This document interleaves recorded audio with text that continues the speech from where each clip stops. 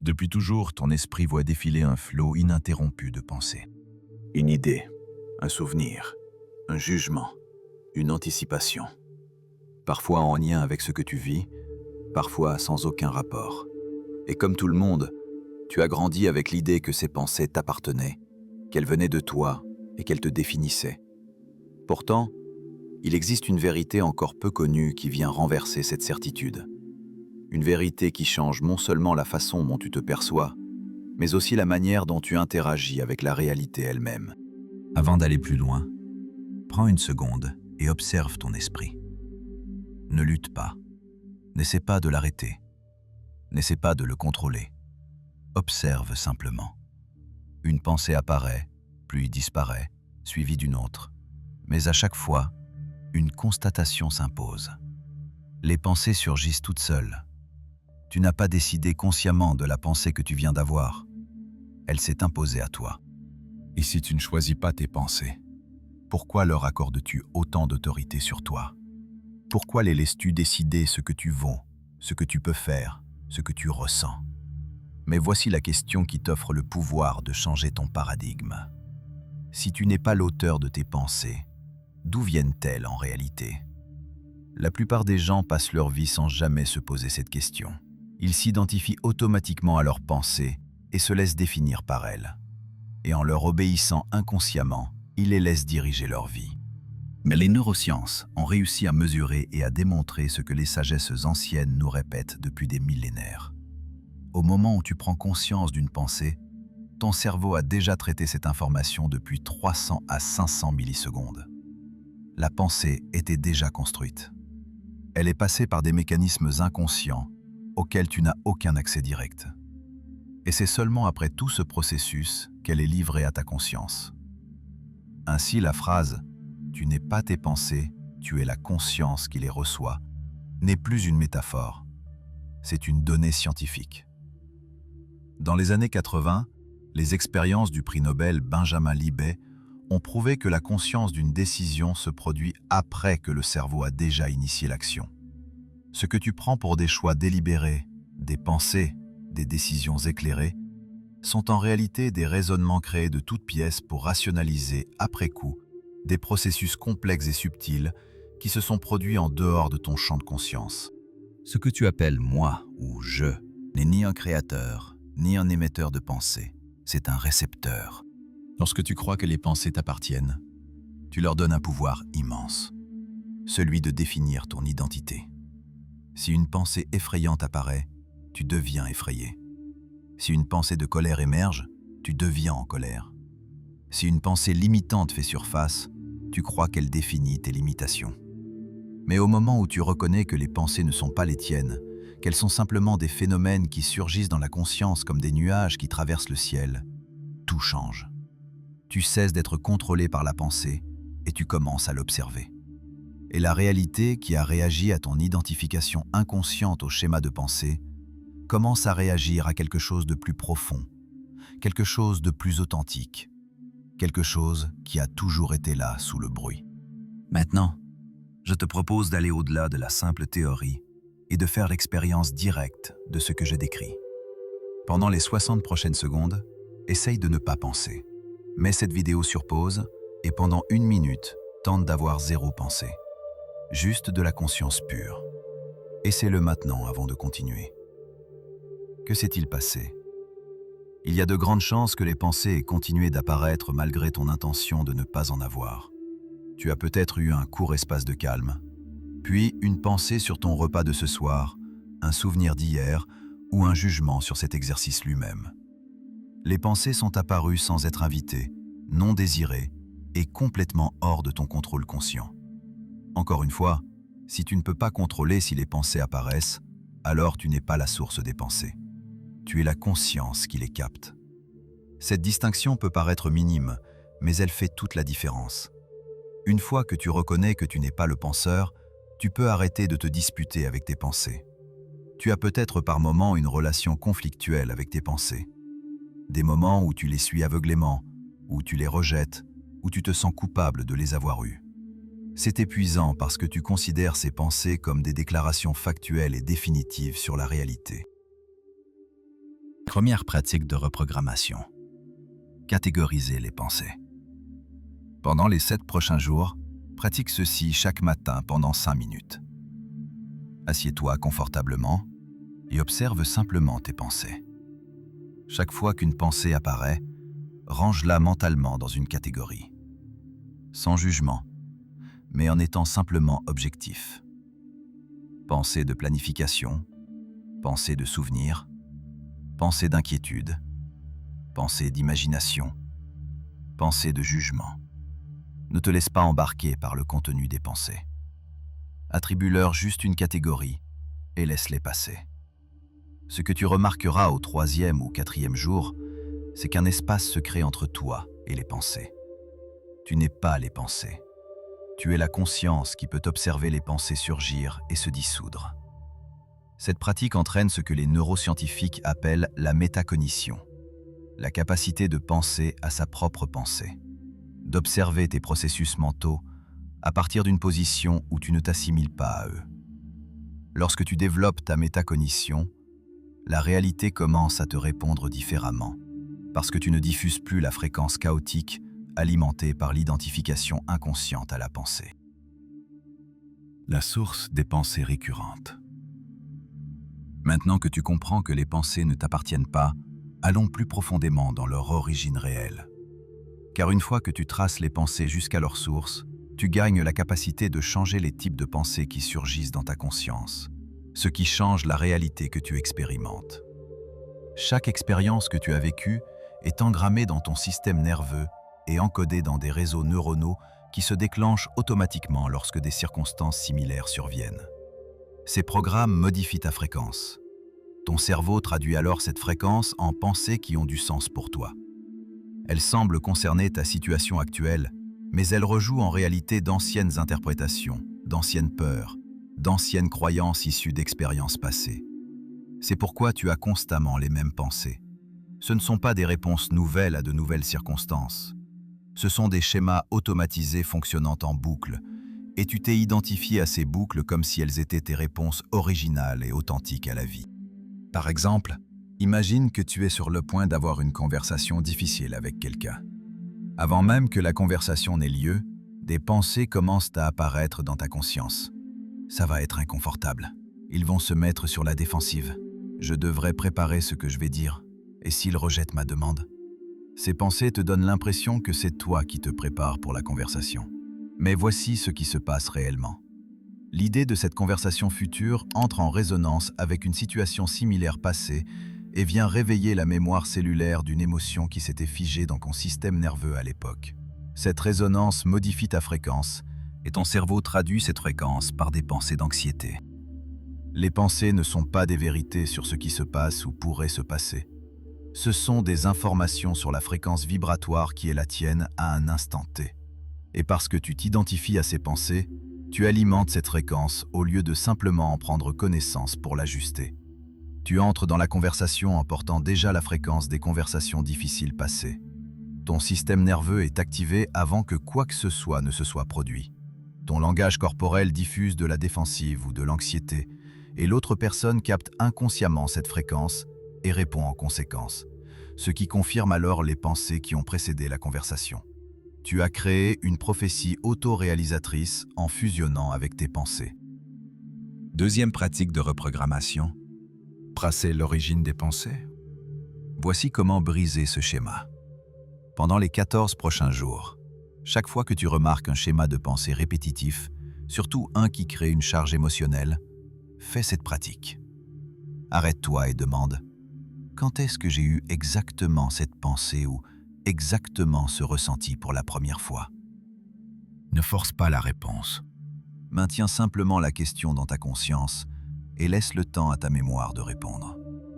Souvent, tu retraceras la pensée jusqu'à une expérience spécifique, généralement de l'enfance ou de l'adolescence. Un moment où quelque chose s'est produit qui a installé une croyance, une peur, un schéma d'autoprotection. La pensée que tu as maintenant ne concerne pas ta situation actuelle. C'est cette vieille expérience qui se rejoue à travers de nouvelles circonstances. Une fois que tu as identifié la source, tu fais quelque chose de révolutionnaire. Tu reconnais que la pensée n'est pas une réponse à ce qui se passe maintenant. C'est un écho du passé. Et les échos n'ont aucun pouvoir, à l'exception du pouvoir que tu leur donnes en croyant qu'ils sont la réalité actuelle. Écris ce que tu découvres. Par exemple, la pensée « je ne suis pas assez bien » provient du fait d'avoir été comparé à mon frère ou ma sœur à l'âge de 8 ans. Cette pensée ne concerne pas mes capacités actuelles. C'est un vieil enregistrement qui tourne. Cette conscience seule commence à dissoudre le pouvoir de la pensée, car tu as cessé de l'identifier comme ta réponse authentique. Tu l'as reconnue comme une programmation dépassée, et la programmation dépassée peut être mise à jour. Le champ électromagnétique. Nous arrivons au moment où la compréhension devient transformation, car ce qui va suivre va littéralement changer ton rapport à la réalité. L'Institut HeartMath a mesuré le champ électromagnétique généré par ton cœur qui s'étend jusqu'à 3 mètres autour de ton corps. Ce champ transporte des informations sur ton état interne, et il est constamment lu par les systèmes nerveux des autres personnes, par les animaux, par les plantes, et par ce qu'on appelle le champ quantique, la structure fondamentale qui remplit l'univers. Même si tu n'es pas le créateur de tes pensées, elle crée une fréquence électromagnétique qui est diffusée depuis ton système nerveux dans le champ qui t'entoure. Lorsque tu t'identifies à tes pensées, croyant qu'elles sont toi, ton champ électromagnétique diffuse la fréquence de ces pensées. Si tu alimentes des pensées anxieuses et que tu t'assimiles à elles, ton champ diffuse l'anxiété. Si tu alimentes des pensées limitantes en l'y souscrivant, ton champ diffuse la limitation. Et le champ quantique s'organise autour de la fréquence que tu diffuses. Mais sache que tes pensées ne t'indiquent pas la vérité. Pour cela, il faut comprendre que la durée de vie d'une émotion est d'environ 90 secondes.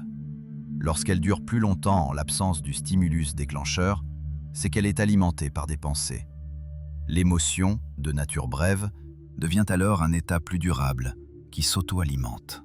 Un ressenti mental, plus communément appelé un sentiment. Mais voici ce qui change lorsque tu cesses de t'identifier aux pensées. Ta diffusion électromagnétique n'est plus dominée par des schémas mentaux. Au lieu de cela, elle commence à émaner d'un endroit plus profond, de la conscience elle-même, de l'espace qui existe avant que la pensée ne commence. Et cette fréquence est plus cohérente, stable et puissante que les fréquences basées sur la pensée. Les pensées créent une fréquence chaotique et fluctuante, changeant constamment en fonction de la prochaine pensée qui surgit. Mais la conscience, l'espace dans lequel les pensées apparaissent, a une fréquence cohérente et stable. C'est comme la différence entre essayer de diffuser un signal radio clair pendant que quelqu'un change constamment de station et diffuser à partir d'une fréquence stable qui maintient sa cohérence quel que soit le contenu diffusé. Le champ de conscience collective. Mais il y a encore plus étonnant. Non seulement tu n'es pas à l'origine de tes pensées, mais beaucoup d'entre elles sont issues de ce qu'on pourrait appeler un champ de la conscience collective. Et la plupart des gens n'ont aucune idée que cela se produit. As-tu déjà remarqué que certaines pensées semblent être plus répandues à certaines périodes ? Des populations entières se préoccupent soudainement des mêmes sujets, éprouvent des peurs similaires, partagent des obsessions communes. Ce n'est pas une coïncidence.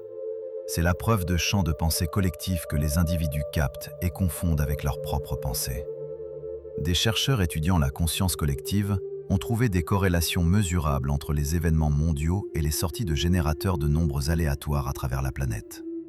Lorsqu'un événement significatif qui capte l'attention de masse se produit, les générateurs de nombres aléatoires qui devraient produire des séquences complètement aléatoires commencent à montrer des schémas non aléatoires, comme si l'attention collective influençait les champs de probabilité à un niveau quantique.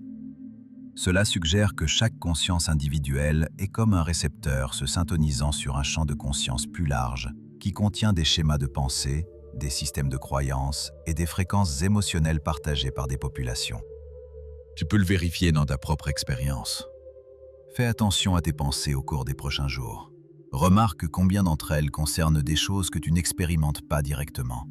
Des préoccupations concernant l'économie que tu as lues dans les nouvelles. Des inquiétudes concernant des événements mondiaux qui n'affectent pas ta vie immédiate.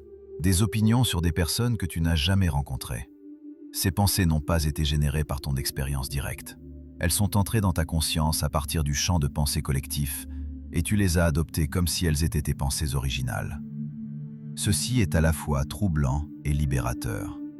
Troublant parce que cela signifie que tu as encore moins contrôlé ta pensée que tu ne le réalisais.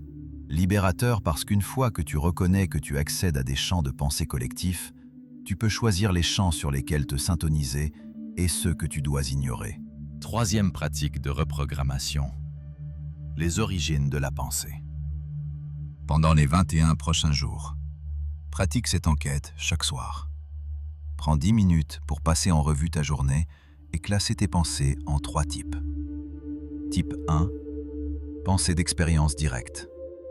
Les pensées découlant de ce que tu expérimentes réellement sur le moment. Ce café est chaud.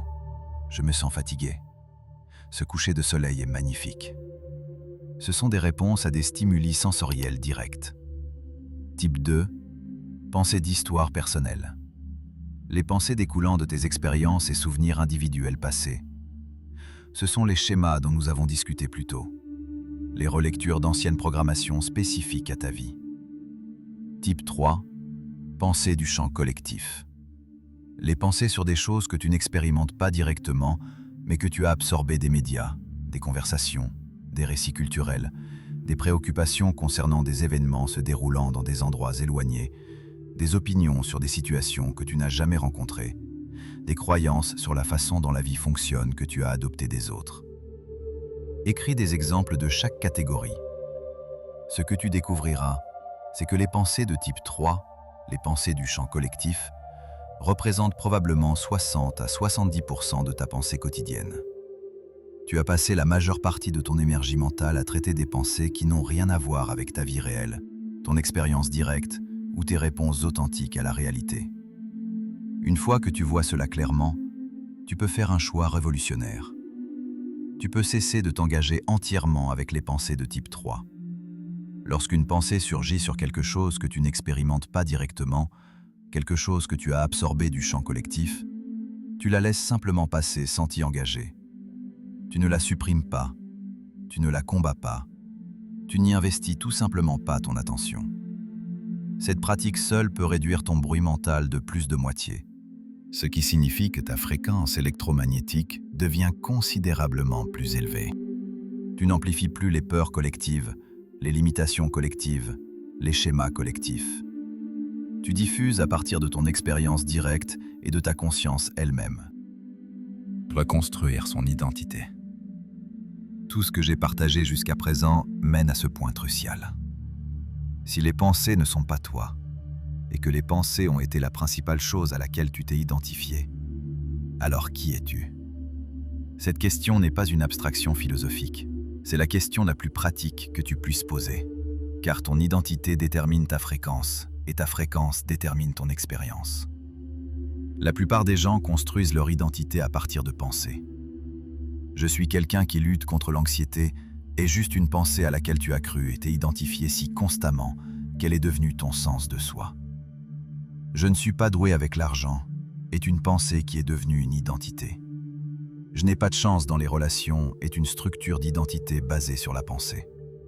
Lorsque tu cesses de t'identifier aux pensées, ces structures d'identité commencent à se dissoudre. Et cela peut sembler déstabilisant au début, car tu utilisais ces structures pour naviguer dans la réalité, même si elles te limitaient.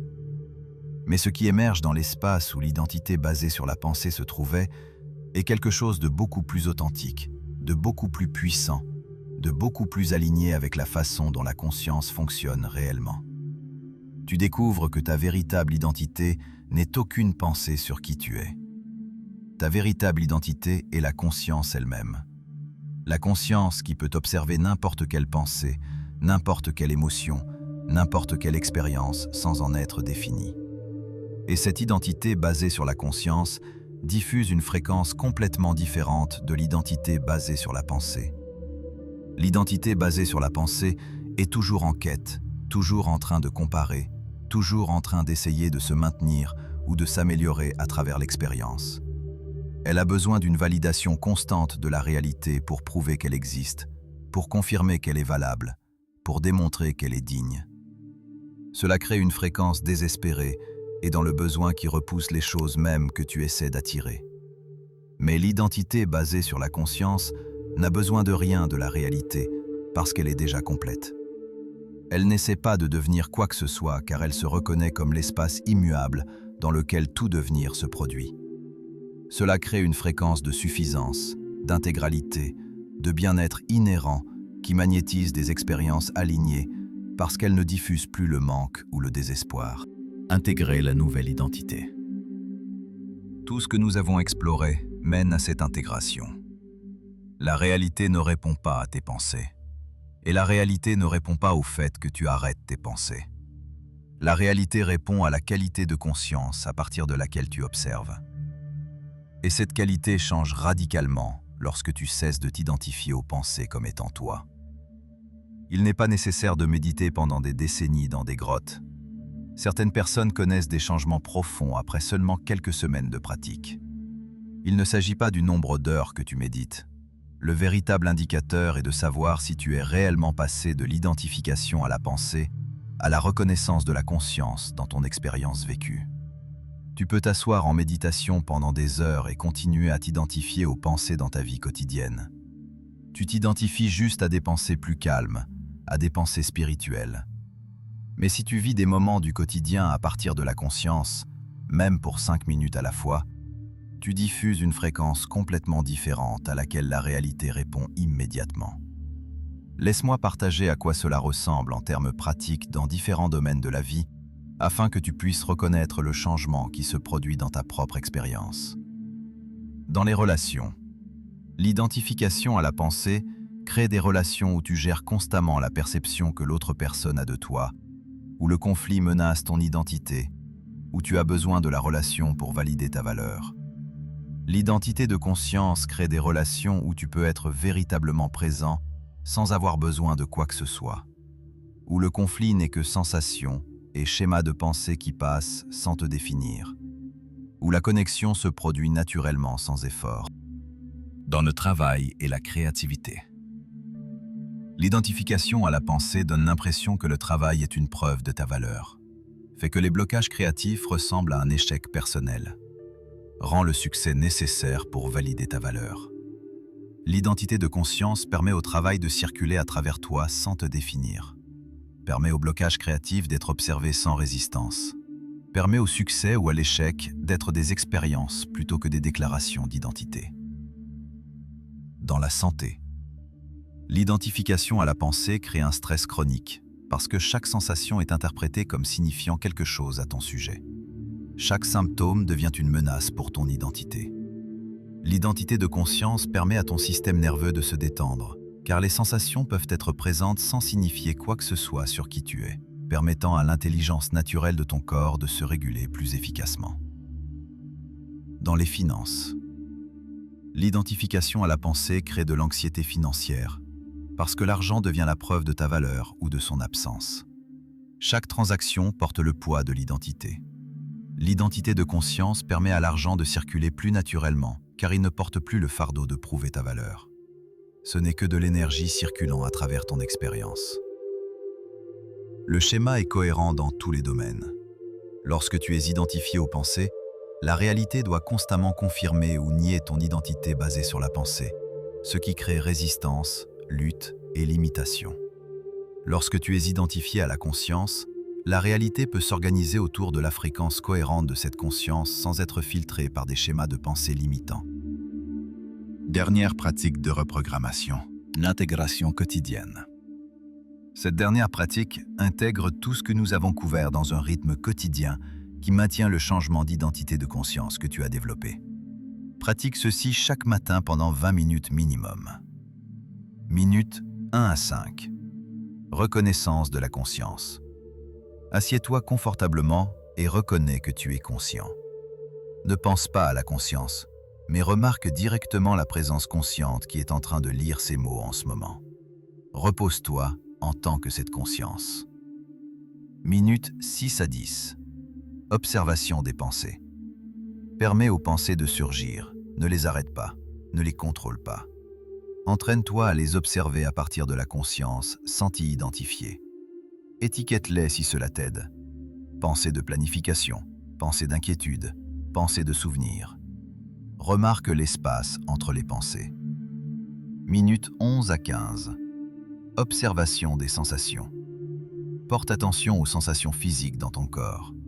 Remarque comment les sensations surgissent et se dissolvent dans la conscience, tout comme les pensées. Entraîne-toi à ressentir les sensations sans leur donner de signification. Juste la conscience observant la sensation. Minutes 16 à 20. Aperçu de la réalité. À partir de cet espace d'identité de conscience, et non à partir de schémas de pensée, prévisualise ta journée. Non pas en visualisant ce que tu veux qu'il se passe, mais en ressentant les actions qui veulent émerger de cette conscience spacieuse. Qu'est-ce qui veut se passer à travers toi aujourd'hui? Pas ce que tu penses qui devrait se passer, mais ce qui surgit naturellement de la conscience. Ensuite, avance dans ta journée en maintenant autant d'identité de conscience que possible. Chaque fois que tu remarques que tu es retourné dans l'identification à la pensée, ce qui arrivera à plusieurs reprises, c'est normal, reconnais-le simplement et reviens à la conscience. Non pas comme un échec, mais juste comme la discipline de revenir à ce que tu es réellement. Tu n'es pas tes pensées, tu es la conscience qui les observe. Merci de m'avoir écouté.